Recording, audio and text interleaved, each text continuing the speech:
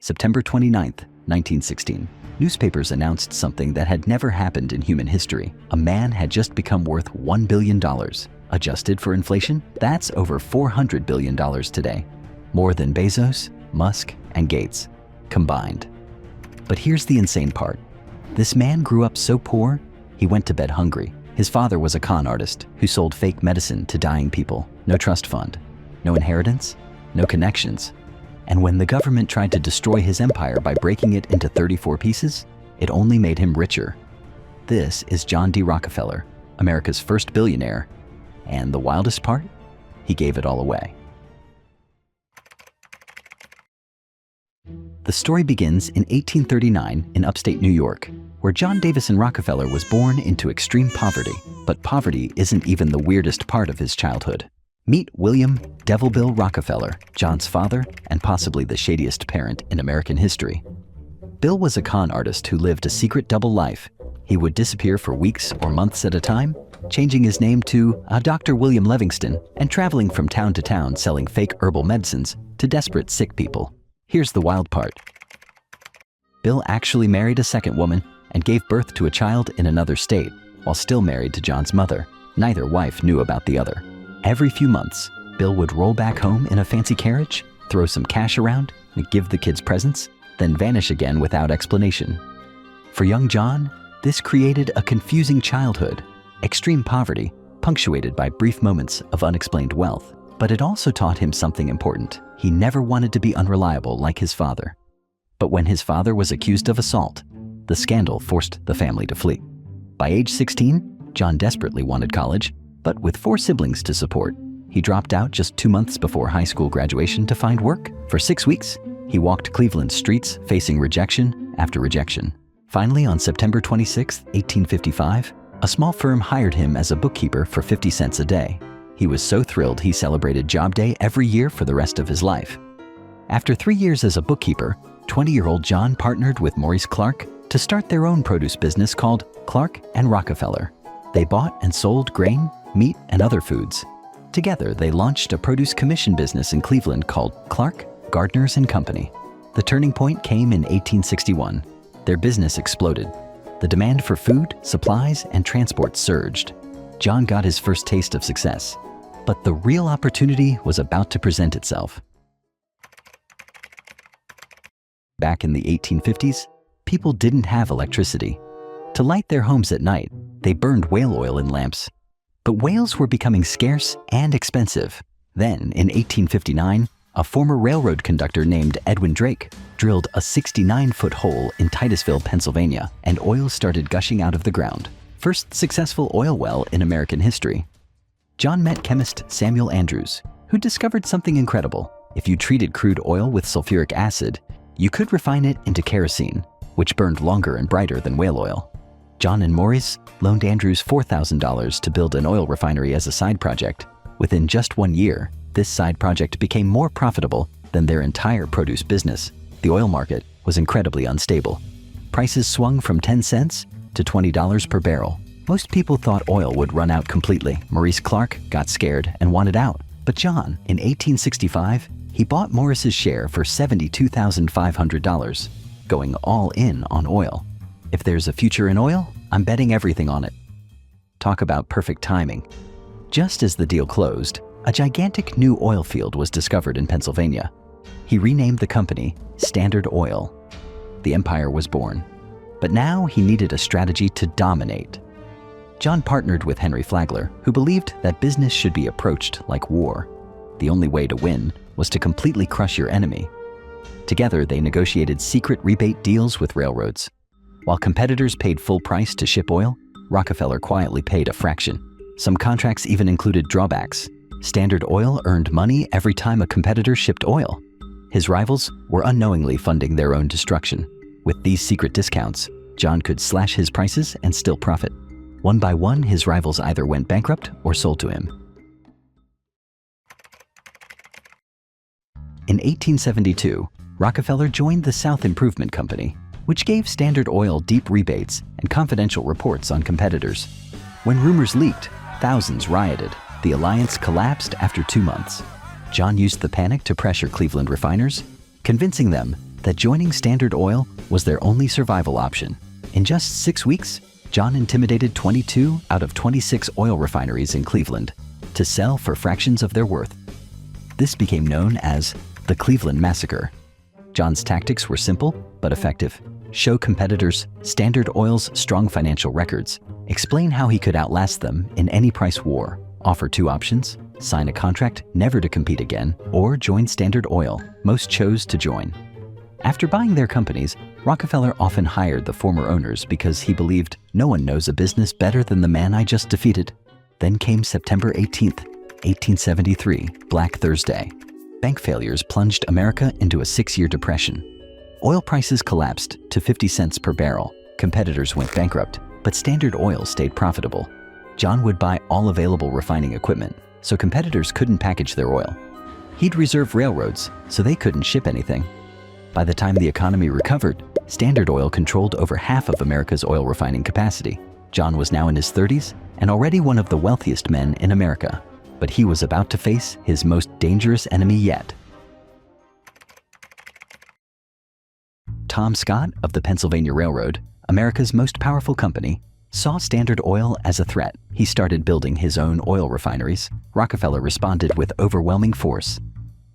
Canceled all Standard Oil business with Pennsylvania Railroad, closed his Pittsburgh refineries, losing millions just to crush Scott slashed kerosene prices, bleeding competitors dry, got rival railroads to lower their rates. Pennsylvania literally had to pay shippers just to compete. Scott fired hundreds of workers and cut wages by 20%.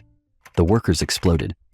The Great Railroad Strike of 1877 became one of America's bloodiest labor uprisings. Over 50 people died in Pittsburgh alone. 1,200 freight cars torched, 104 locomotives destroyed, 39 buildings burned. The Pennsylvania Railroad needed an emergency bailout from J.P. Morgan to survive. Tom Scott was defeated, but Rockefeller's next move was genius. Standard Oil gave Pennsylvania Railroad 47% of its traffic. In exchange, Rockefeller got secret rebates on every barrel he shipped, spy reports on all his competitors, fee for every barrel his competitors shipped. He even got an official title, the Evener, the boss of the railroads. Rockefeller now controlled both oil and the railroads. Tom Scott suffered a stroke in 1878 and died in 1881, broken and defeated. Now here's an interesting connection. Tom Scott had been the mentor to Andrew Carnegie, who was building a steel empire. Carnegie blamed Rockefeller for his mentor's death, sparking a legendary rivalry between the king of oil and the king of steel. In 1885, massive oil fields erupted near Lima, Ohio. The crude reeked. High sulfur content made it smell like rotten eggs. People called it skunk oil. Touch it, and you'd need multiple baths. The price crashed from 60 cents to just 14 cents per barrel. Everyone abandoned Lima. Everyone except Rockefeller. Rockefeller bet everything on worthless oil. He bought land, built refineries, laid pipelines. He stockpiled 40 million barrels of unusable crude. John, this is insane. This oil is worthless. We're throwing money away. At my own personal risk, I will put up the money. Standard Oil had acquired Herman Frasch's desulfurization patent in 1884, and by 1886, Rockefeller brought him in as a top chemist, paying him a salary higher than any scientist in America. Frasch was already famous for cracking one of the oil industry's nastiest problems, the Lima, Ohio skunk oil. Crude so sour that nobody wanted to touch it. Rockefeller bet that if anyone could turn this foul-smelling sludge into profit, it was Frasch, and he was right. The breakthrough came in 1888.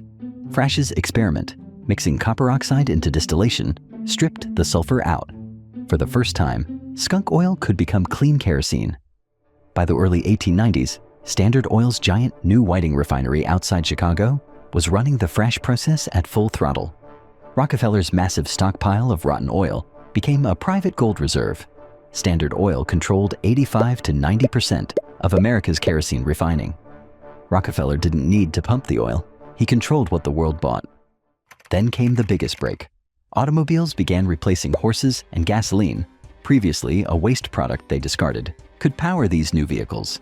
What they used to throw away became massive profits. Even during the 1893 depression, when 600 banks closed, Standard Oil kept printing money. But Rockefeller was about to shock Carnegie. by invading his territory. In the early 1890s, the Merritt brothers discovered massive iron ore deposits in Minnesota, potentially the largest in North America. They built a railroad and started mining, but the 1893 depression crushed them. They needed $400,000. Rockefeller loaned it, and when they couldn't repay, he took everything: the mines, the railroad, the docks. Andrew Carnegie panicked. The oil king was invading his steel territory. Rockefeller invested $2 million and started selling premium ore to Carnegie's competitors at rock-bottom prices. Rumors spread. Rockefeller was building a massive steel mill in Cleveland. In December 1896, Rockefeller made a deal. Carnegie and Oliver would mine through the Oliver Iron Mining Company.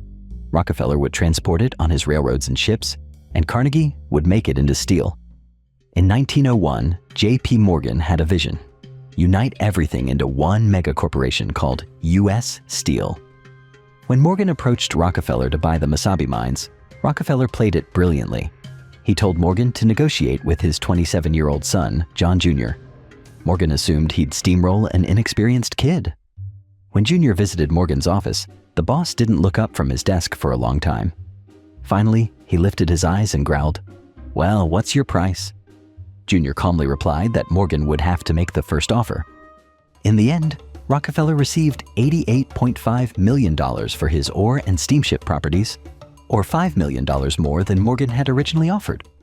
U.S. Steel was born February 5, 1901, the world's first billion-dollar corporation.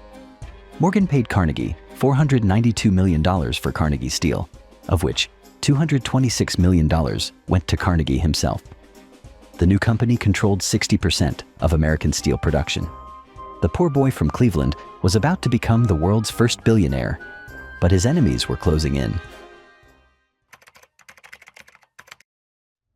With great wealth came great enemies.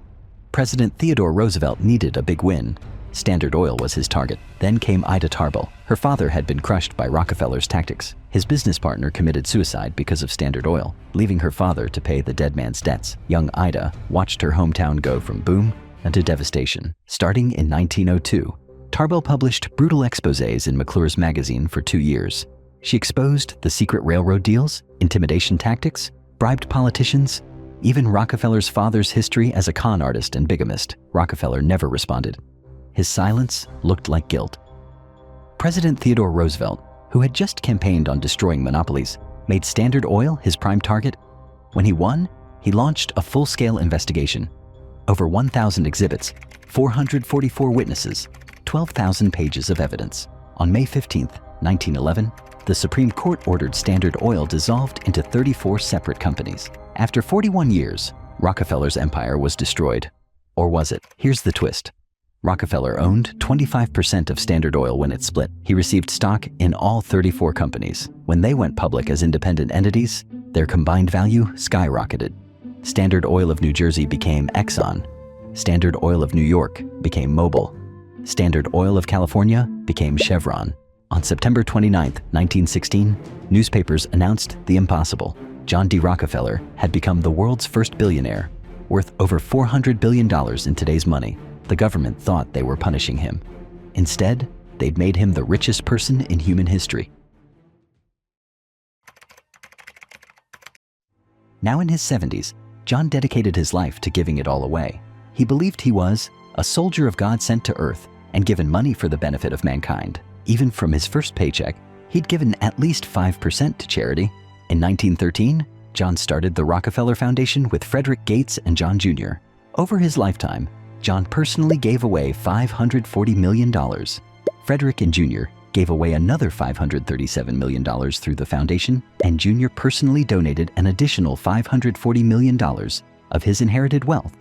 The foundation has given away tens of billions over 100+ years. His donations helped save hundreds of thousands of lives from hookworm, malaria, and meningitis. His money rescued the southern United States from extreme poverty and built hundreds of schools worldwide. He destroyed his enemies. He saved millions of lives. He broke every rule to become the richest man in history, then gave it all away. John died in 1937 at age 97. From broke to billionaire, from villain to saint, that was John Davison Rockefeller.